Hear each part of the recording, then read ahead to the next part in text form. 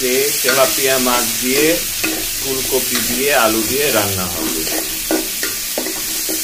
তো মাছের যে দাম, তেলাপিয়া মাছ আর পাঙ্গাস মাছ খুব কম দাম। তেলাপিয়া মাছ খেতে আমার একটু ভয় করে, মানে খেতে ভয় করে না, খেতে ভালো লাগে, কেনার সময় ভয় করে মাছটা দেখে। তো আজকে তেলাপিয়া মাছ কিনেছি, মানে ওরকম নিবো বুঝতে পারছি। আলু ফ্রাইটা সুন্দর হয়ে উঠছে, আর ওদিকে ডাল বাগার দিয়ে ডালও হয়ে গেছে। ডালটা ফুটতেছে।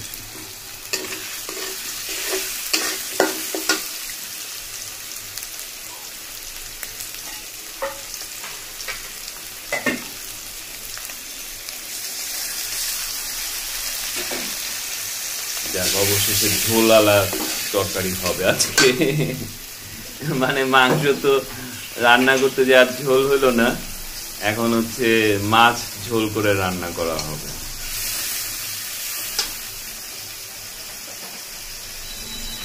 তো মজার একটা ঘটনা ঘটলো যে এই ফুলকপি সিদ্ধ করতে হয়, সিদ্ধ করার পর পানিটা ফেলে দিতে হয়। দেখে এই ডাল সিদ্ধ সময় ডালের মধ্যে ফুলকপি সিদ্ধ করে নেওয়া হচ্ছে, যাতে ফুলকপির ভিটামিনগুলো ডালের মধ্যে চলে যায় এবং ফুলকপিটা নিয়ে এই মাছের তরকারিতে দিয়ে দেওয়া হবে। মানে এই বুদ্ধিগুলা তো মাথায় আসে নাই রান্নার ভিতরে, মানে রান্না করা পারি, রান্নাটা এইভাবে করতে হয়, কিন্তু এই বুদ্ধিগুলা মেয়েরা ভালো জানে যে কোনটা দিয়ে কিভাবে ম্যানেজ করে রান্না করতে হবে।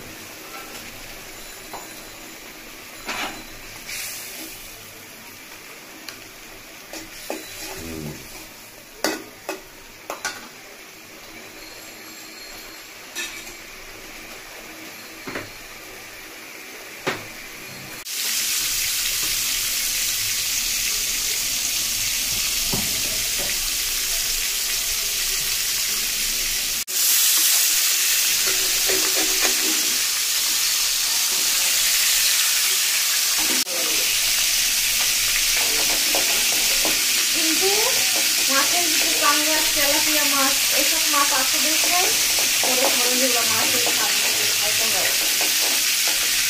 তেলাপিয়া মাছের যে দাম ওই অনুযায়ী ধরেন ঠিকঠাক সবাই খাওয়া দাওয়া করতে পারছে। 400 টাকা 500 টাকা, তো 500 টাকা দিয়ে যদি কেজি মাছ কিনে তো দেখা যাবে আমাদের মতো 4জন 5জন 6জন মানুষ খাবে, তাদের তো 2 দিনই হবে না, তাই না? অথচ এই 1 কেজি মাছের দাম আপনি যদি 2 কেজি তেলাপিয়া মাছ করেন তাহলে 4 দিন খাইতে পারে সামনে মানুষ। 1 পাত্রে ডাল রান্না করলাম, ডাল অনেক বেশি হয়ে গেছে, অসুবিধা নেই, ডাল দিয়ে আমরা সুগার খাবো। মাছ ভাজিটা তো এখনই খেয়ে ফেলতে মনে হচ্ছে না, পুরাপুরি ভাজি হয়নি এখন।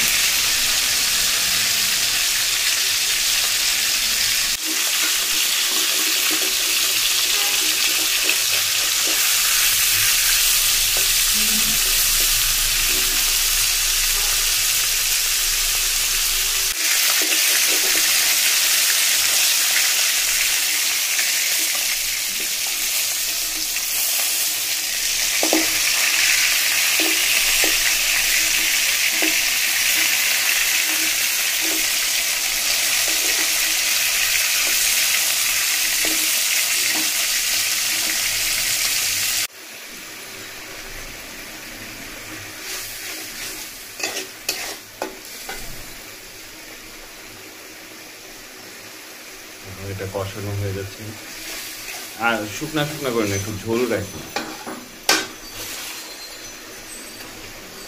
ফুলকপি দিয়ে দেওয়া হলো,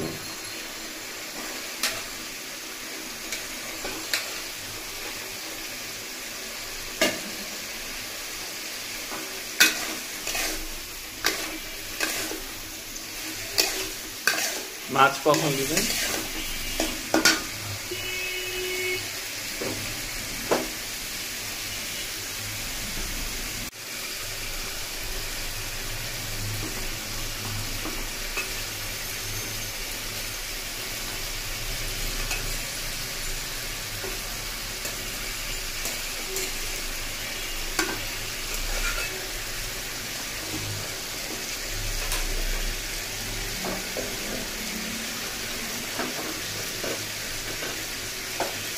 তো এখন কি মাছগুলো আর নাড়বেন না যাতে ভেঙে না যায়, গরম পানি দিয়ে দিবেন।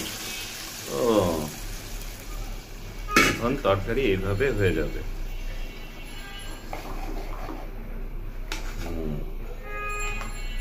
এখন যে ঘ্রাণ বেরোচ্ছে মজা হবে আজকে।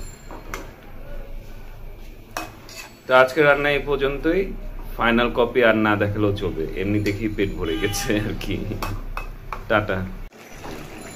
এই যে রান্না হয়ে গেছে কমপ্লিট একদম।